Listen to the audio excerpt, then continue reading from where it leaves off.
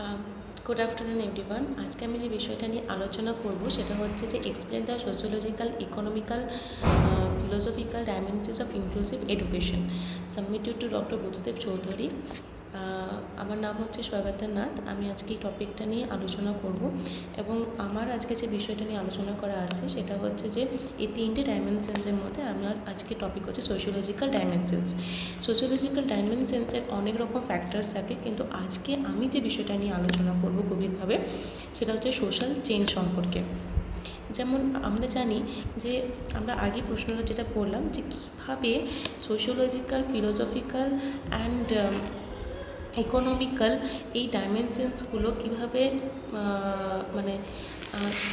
কীভাবে একটা প্রভাব ফেলেছে সেটা নিয়ে আমরা আজকে আলোচনা করব। তো যেমন হচ্ছে শিফটিং অ্যাটিটিউডস টুয়ার্ডস ডাইভার্সিটি। যেমন আমরা দেখতে পাচ্ছি যে সোশ্যাল চেঞ্জের মধ্যে যে আগে যেটা ছিল ইনক্লুসিভ এডুকেশনের মধ্যে, যেখানে ছাত্রছাত্রীরা তাদের যে অ্যাটিটিউডসগুলো ছিল সেগুলো কিন্তু অনেক চেঞ্জেস হয়নি, চেঞ্জেস নিয়ে আসতে পারেনি, কিন্তু এখন সেটা অনেক ডাইভার্সিটি এসেছে।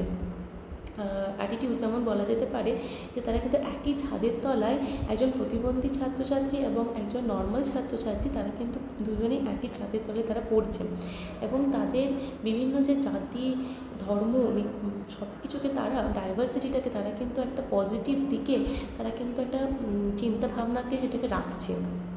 দ্বিতীয়ত হচ্ছে এম্পাওয়ারমেন্ট অফ মার্জিনালাইজড গ্রুপস। এই সোশিওলজিক্যাল ডাইমেনশন সোশ্যাল চেঞ্জটা একটা খুব বড় ফ্যাক্টর করছে মার্জিনালাইজড গ্রুপ থেকে। কারণ আমরা জানি যে আমাদের হিস্ট্রি যদি দেখি যে মার্জিনালাইজড সবচেয়ে বেশি যদি কারো কোনো ব্যক্তি সেটা হচ্ছে দলিতরা। এই এম্পাওয়ারমেন্ট হয়েছে মার্জিনালাইজড গ্রুপসগুলো। যেমন বলা যেতে পারে যে তারা কিন্তু আমাদের সাথে পড়ছে এবং তারা তাদেরকে নিজেদেরকে কিন্তু তাদের নিজেদেরকে অনেকটা এম্পাওয়ার্ড করছে। যেমন খুব একটা যদি আমরা দেখি যে কিছুদিন আগে আমরা একটা ভিজিটে গেছিলাম, সেটা হচ্ছে বন্ধু পুরুলিয়াতে। সেটা যেরকম নর্মাল বাচ্চারাও থাকে সেখানে কিন্তু মার্জিনালাইজড বাচ্চারাও থাকে। তো সেখানে আমরা দেখলাম যে একটা মার্জিনালাইজড বাচ্চা যদি সক্ষম হয়েছে, যদি একটা ফিল্ডে আসতে পারে, তাহলে কিন্তু বাকিরাও কিন্তু সেই ইনক্লুসিভ এডুকেশনটা কিন্তু তারাও আসতে পারবে। যেমন একটা উদাহরণ দিয়ে যদি আমি বলি যে নতুন একটা মুভি বেরিয়েছে, সেটা হচ্ছে সিতারে জামিন পর। তো ওখানে বেসিক্যালি চাইল্ড উইথ স্পেশাল নিডকে নিয়েই কাজটা করা হচ্ছে। তো এখানে কিন্তু স্টুডেন্টসের সাথে সাথে তারা প্যারেন্টস এবং আমাদের সোসাইটি টোটালটা কিন্তু একটা চেঞ্জেস আসছে, যে শুধুমাত্র ওরা ঘরে বসে থাকবে না। এই প্রতিবন্ধী ছাত্রছাত্রীরা ইনক্লুসিভ এডুকেশনের মাধ্যমে এটা কিন্তু আমরা বোঝাতে পারবো, তারা কিন্তু বিভিন্ন জায়গায় তারা কিন্তু চান্স পেতে পারে এবং তারা শুধুমাত্র পড়াশোনার ক্ষেত্রে না, তারা ফুটবল সব কিছু জায়গায় কিন্তু তারা এম্পাওয়ার্ড হতে পারে। নেক্সট হচ্ছে ট্রান্সফরমেশন অফ এডুকেশনাল প্র্যাকটিসেস। এটা কিন্তু একটা ইনক্লুসিভ এডুকেশন একটা খুব বড় একটা চেঞ্জেস এনেছে, যেটা আগে খুব একটা ছিল না আমাদের। ইনক্লুসিভ এডুকেশনের ট্রান্সফরমেশন হচ্ছে এডুকেশনাল প্র্যাকটিসেসগুলো। যেমন বলা যেতে পারে যে টিচার্সদেরকে কিন্তু অনেক রকমভাবে আমাদেরকে এখন পড়াশোনা করতে হয় এই ইনক্লুসিভ এডুকেশনে, যখন আমরা ইনক্লুসিভ এডুকেশনের জন্য।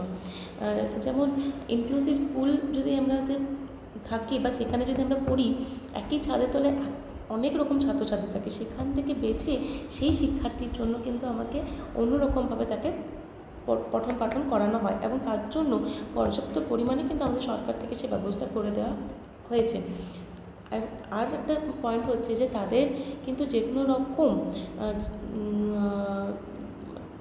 দ্রব্য যদি কিছু লাগে সেটাও কিন্তু গভর্নমেন্ট থেকে সেই এডুকেশনাল যে পারপাসে সে কিন্তু সব কিছুই অ্যাভেলেবেল এখন আছে। এখন এটা কিন্তু খুব খুব চেঞ্জ হয়েছে। যেমন একটা উদাহরণস্বরূপ বলতে পারি যে যদি কোনো হ্যান্ডিক্যাপ বাচ্চা সে যদি হাঁটতে ঠিকমতো না পারে, তার জন্য কিন্তু এখন হুইল চেয়ারের ব্যবস্থা করা হয়েছে। সো এটাও একটা কিন্তু ট্রান্সফরমেশন হয়েছে, যেটা আগে কিন্তু এই ট্রান্সফরমেশনটা ছিল না।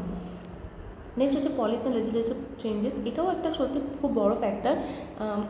এখন এই ইনক্লুসিভ চাইল্ডদের জন্য, এই চাইল্ড উইথ স্পেশাল নিডের জন্য কিন্তু অনেক রকম পলিসিস এবং লেজিসলেটিভ অনেক চেঞ্জেস এসেছে, অনেক নিয়মকানুন অনেক চেঞ্জেস এসেছে।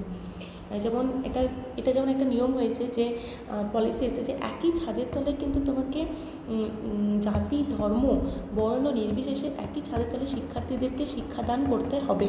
এটা একটা কিন্তু পলিসি। নেক্সট হচ্ছে যে ইন্টারকানেক্টেডনেস অফ সোশ্যাল ইস্যুস। অনেক রকম সোশ্যাল ইস্যুস কিন্তু আমরা ইন্টারকানেক্টেড করতে পারি সোশ্যাল চেঞ্জের মধ্যে। যেমন আমরা এখন জানি যে ফিমেলদেরকে আমরা অনেক সময় মার্জিনালাইজড করি, একটা মার্জিনালাইজড গ্রুপ। ঠিক সেরকমভাবে কিন্তু এই চাইল্ড উইথ স্পেশাল নাইডকেও কিন্তু আমরা একটা খুব বড় একটা সোশ্যাল ইস্যু হয়ে দাঁড়িয়েছিল, সেটাকে কিন্তু আমরা এখানে একটা ইন্টারকানেক্টেডনেস কিন্তু ইনক্লুসিভ এডুকেশনে আমরা দেখতে পাই।